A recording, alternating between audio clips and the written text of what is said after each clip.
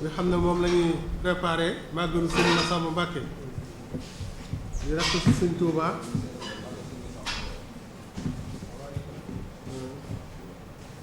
di bras droit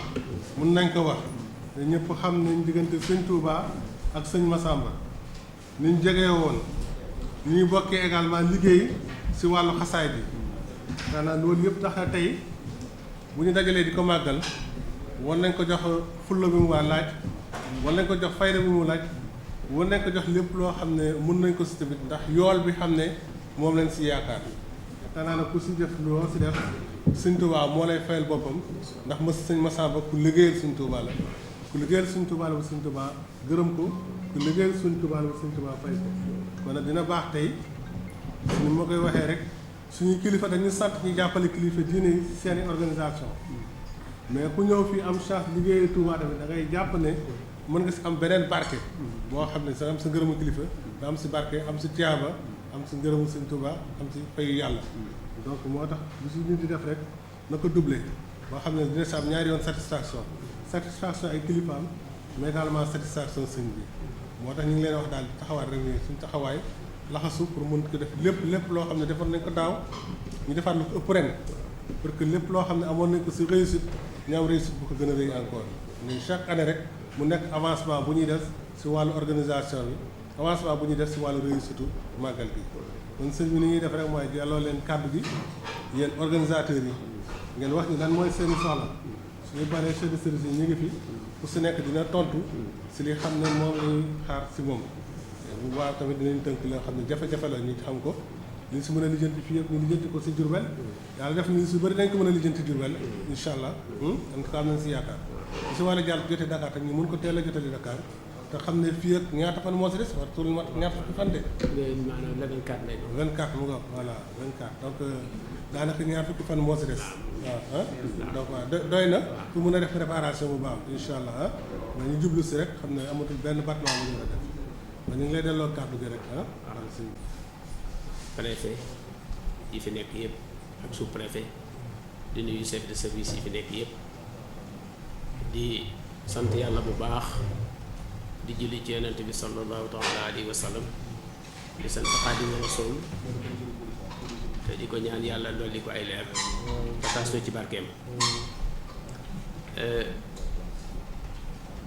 ni nga ko waxee ni la njabootu Sëñ Massamba ñoo fi dikk ci ndigalul sunu kilifa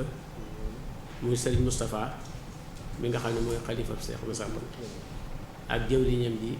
Serigne Mamour nga xam ne mooy jëwriñam ñoo nu yebal si fii ñu doon seeni ndaw dikk teewal leen fi ci turu it Serigne Cheikh mi nga xam ne mooy porte-parole lu kër gi dafa génn ngir ay yitte moo tax nu dikk teew ñi fi teew nag mooy njabootu Cheikh Massamba rek kër gu ci nekk am na ku ko fa teewal noo ngi sant yàlla bu baax bi nu yàlla baaxee nu man fee taseer ren te tase woon fi daaw doon waxtaani mel ni mbir mi muy mbirum Cheikh Massamba ak lu ñu aju ci moom daanaka góor na ni nga ko waxee ni la lu ci jar di xamle ak amatu ci ndax li nga ci xam ne masha Allah xam nañ tax nañu xam ko bu baax mu mel ne nag bis bi dafa jublu si te sëriñ bi di ci am yu mu suy soxla ngir njaboot gi ndax ay mbooloo ñoo fay tase yu settee yu jógee ci barab yu tàqalikoo ba tax na lépp loo xam ne lii dana war ci bis ngir mu mën a yéwén ngir ña fa nekk ñëpp man faa nekk ci nekk bu baax toog fa toog bu baax ba liñ bëgg a def ñu def ko ci ak jaamu yàlla ak sant suñu borom ak liggéeyal suñu maam joojee nu man koo def ci xel mu dal ak sago su man loola moom rek moo la fi tasale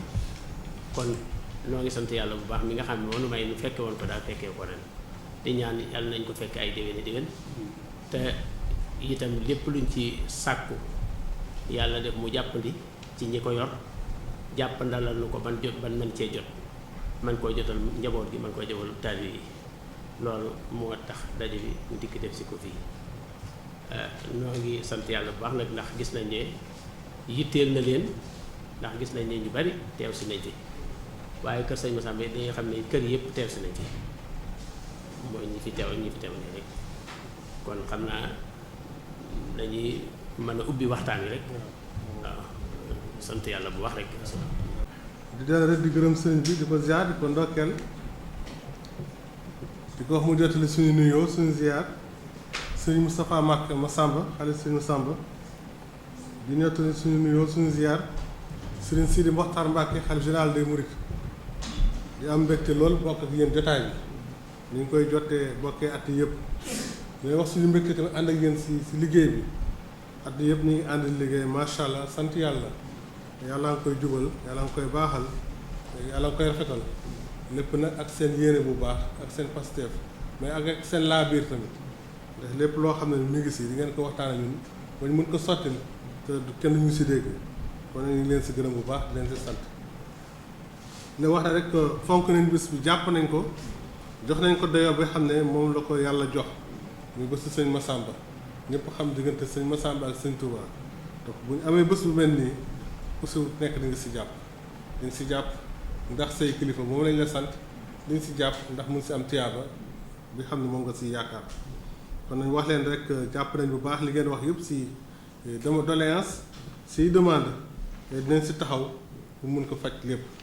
jàpp nag yees li si yees mooy sanc la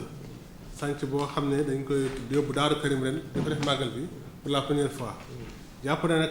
du ma ne daal amu fa mais lu bëri at amagu fa wala lu bëri matagul yoon pour dem fa jàpp nañ ko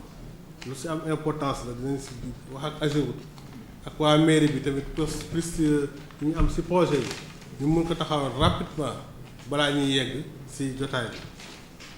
ndox tamit xam na ne bu fa amee tamit des na ah dinañ yokk tamit ay citerne ak ay bâche à eau pour que ñu mën fa yóbbu ndox moo xam dina doy pour ñi xam ne ñooy ñëw di ziara si ñëw di màggal si xam nañu tamit courant tamit bu fa amee tamit manqué na yaakaar naa ne sa amu fa dañ koy dox leerul ndax fii ak loolu dina yegg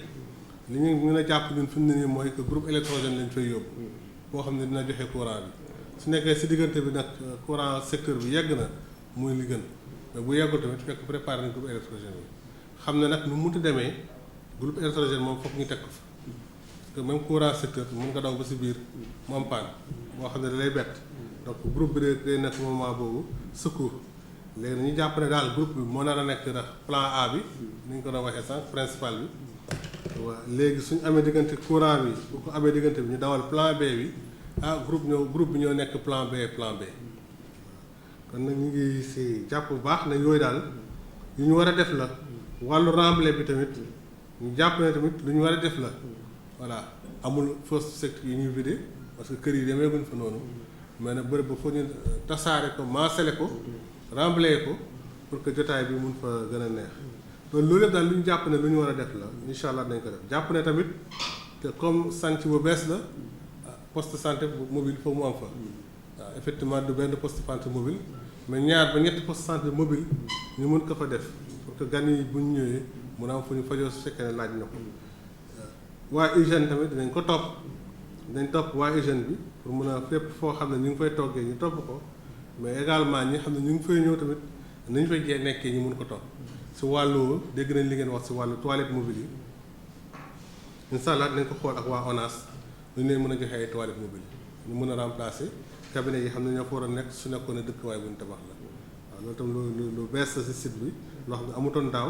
wala bëriwutoon daaw te dañu war ko dugal mu nekk si am maanaam ndax sanc bi moo nekk léegi waaw ñu jàpp ne topp ñu ngi leen ki tamit wàllu li ngeen wax tamit si wàllu sécurité bi loolu dinañ changer suñu taxawaay mu njëkk zone police la woon mais ren zone gendarmerie la ñu daan police day jàppale rek xëy na si biir Touba mais lépp si liggéey bi la gendarmerie bi lay doon donc mooy toppatoo diggante bi bu jógee beneen dëkk di ñëw Touba waaye dem Daaru Karim moo toppatoo tamit sécurité si biir Daaru Karim je pense que capitaine bi mi ngi fi nootal na bu baax a baax te xam ne war na ko def si wàllu sécurité yëpp noonu tamit ak waa eaux et forêt yi xanaa am na lu ñu si war a topp lu bees comme zone la boo xam ne amul ndox dañu war a moytu bu baax bu fa lakkam donc vraiment ngeen liggéey bu baax ak moom waa sapeurs-pompiers yi pour disposition yi ñu war a jël pour que lakk du am voilà si wàllu bërëb yi ñuy toggee bërëb yi nit ñi nekkee yan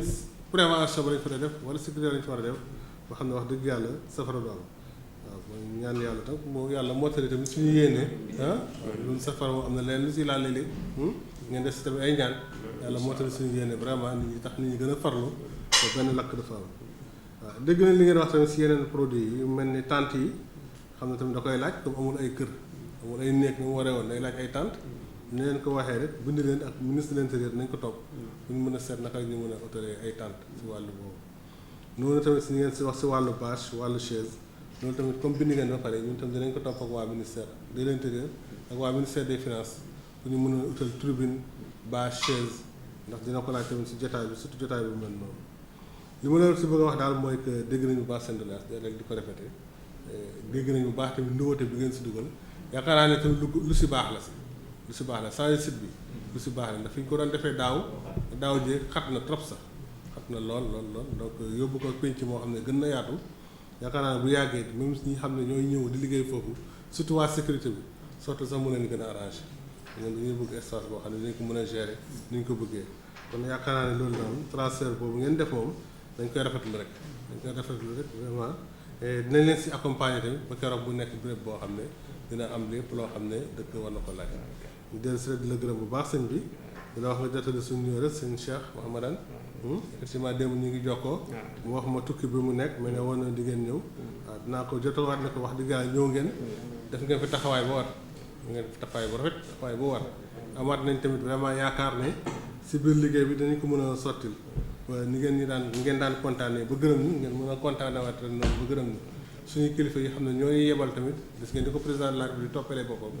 mën si am ñoo tamit mbégte xalif général des mourides am si mbégte xalifa sëñ Massamba am si mbégte te yaakaar na ne ñooñu bu ñu bëggee sëñ Touba mbégte bu ñu sëñ Touba bëggee ñu mën a am ni tamit fayoor bu bëree bëri kon ñu ngi leen dellu di leen gërëm bu baax waaw di sàkkuwaat ñaan rek waaw yooyu tamit teekuma si mais yooyu dinañ si ñëw Sonatel dinañ ko jot ak moom liñ si war a def si wàllu boobu ñu xam ne nekkatul biir Touba léegi hors de Touba la ñu war si taxaw tamit incha allah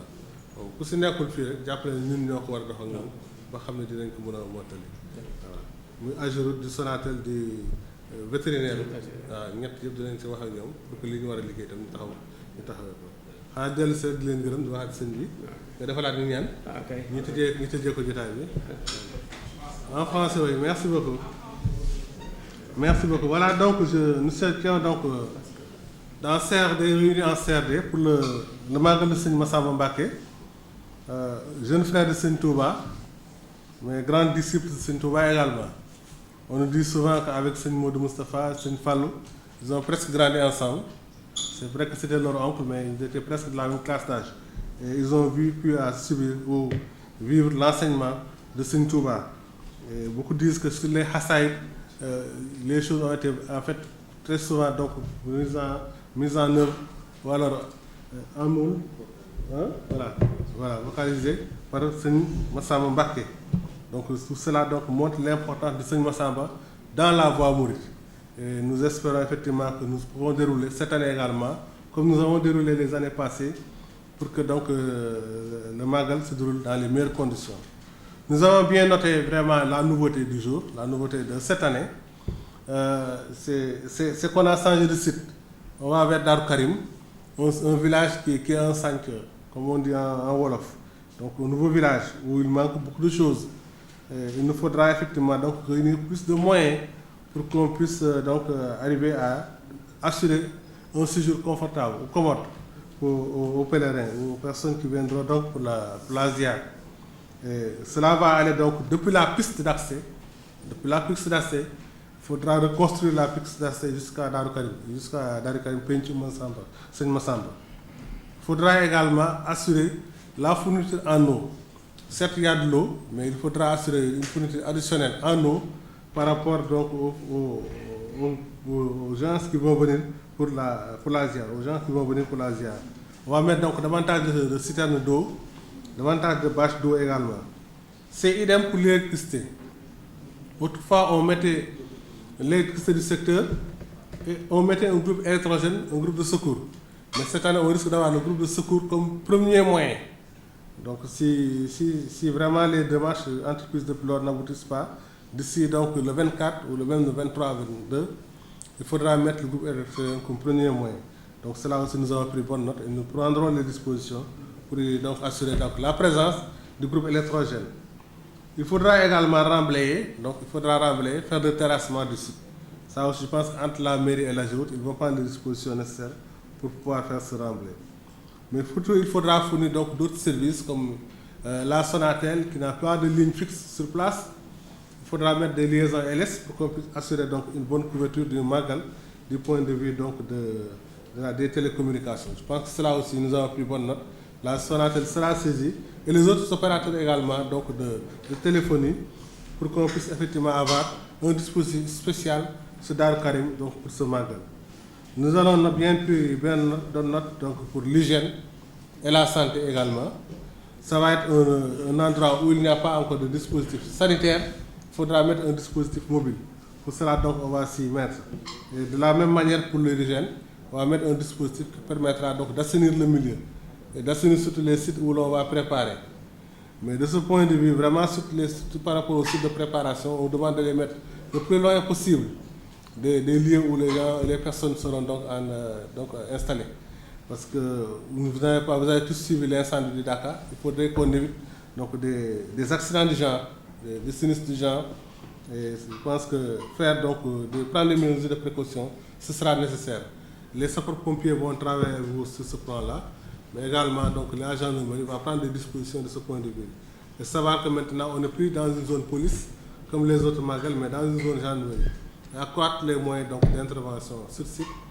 mais également les moyens de surveillance de la route. Nous comprenons également vos préoccupations par rapport à la route. Je pense que de ce point de vue-là, la gendarmerie va faire peut-être les diligences nécessaires et les tolérances nécessaires. On demandera également à la douane de tolérer que les gens puissent effectivement venir parfois avec des marchandises pour leur propre consommation ou pour l'addier du marabout. Nous avons également pris bonne note donc, de ce que vous avez dit donc, en matière de logistique, bâches, chaises, tentes même. Tout cela, nous allons le voir avec le ministre de l'Intérieur et le ministre des Finances pour voir comment vraiment vous aider en termes de matériel. Parce qu'on sait également que comme c'est un nouveau village, effectivement un nouveau site, il va manquer donc de maisons ou d'habitations pour abriter ceux qui viendront au Magal. Nous allons mettre en place donc des tentes pour les abriter. Cela, on va essayer de le résoudre avec le ministère de l'Intérieur. En tout cas, en un mot, donc, nous comprenons vos difficultés, les problèmes que vous vivez, et nous allons nous atteler pour les régler au mieux, comme nous l'avons toujours fait, mais en sachant que cette année, il y a une dimension particulière, que c'est un nouveau site. Et sur un nouveau site, il faut des moyens nouveaux, il faut des dimensions nouvelles. Donc, quand nous disons que le grand boubard, c'est voilà, vraiment, comme nous ñaanal ñu également pour que ñu yegg ci jàmm liggéey lu Cheikh Massamba nu seq ko ak gouverneur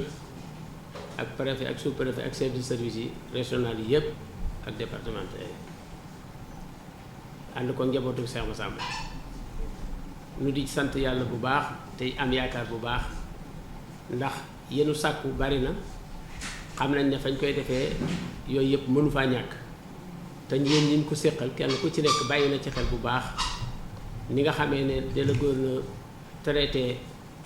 waxtaan wi am nañ ci ak rafet njortu am nañ ci dalu xel ndax feeñal na ci seen yéene feeñal na ci seen pastéef nuy ñaan yàlla rek yàlla dimbali nu ba ni ñu ko yaakaar ak ni ñu ko bëggee ñu amee ko noonu yéen itam ni ngeen ko yaakaar te bëggee ko te bëgg ni cee jàppale noonu yàlla defal leen kàttan ak moyens yu ngeen ko defee nuy gën a soññee bu baax rek ci kenn ku ci nekk engagement yi mu fi jël mu góorgóorlu ca lu man ndax ci yéen lañ dépendre dëgg la buñ ginnaaw buñ dépendre ci suñu borom tabaraka wa taala ba noppi ndax yéen a nekk ci suñu kanam yéenu soxla yéen a ko mën a yéen a ko mën a teg suñu loxo te yaakaar nañ ko ci yéen gis nañ it kenn ku ci nekk yéen a jëm ci am ba tax na noo ngi rafetlu boobu taxawaay bu baax a baax tey ñaan ñu dugg ci ak bismillahi rahmaani rahim génn ci ak alhamdulilahi rabbil alamin te am ci ngërëmul yàlla waaye am ci ngërëmul Serigne Touba am ci ngërëmul Cheikh Massamba bi nga xam ne moo taxante loolu jàppandi na sunu borom yàlla na ko yàlla defal kon noo ngi sant ñi fi teew ñëpp di gërëm ñi fi teew ñëpp di gërëm itam ba waa presse bi ni ñu fi teewee nga xam ne lu ñu wax ñu jàllale ko ba ñëpp jot ci te loolu lu ñu soxla la kon ñoom itam ñoo ngi rafetlu seen i taxawaay bu baax a baax kon loolu laa ci amoon kàddu yu may def di sant di gërëm tey am yaakaar bu baax wasalaamualeykum wa rahmatullah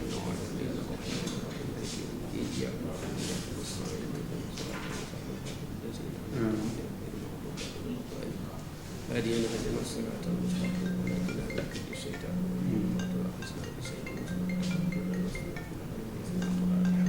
والفتح والتيسير والاستقبال بإذن قلت بنا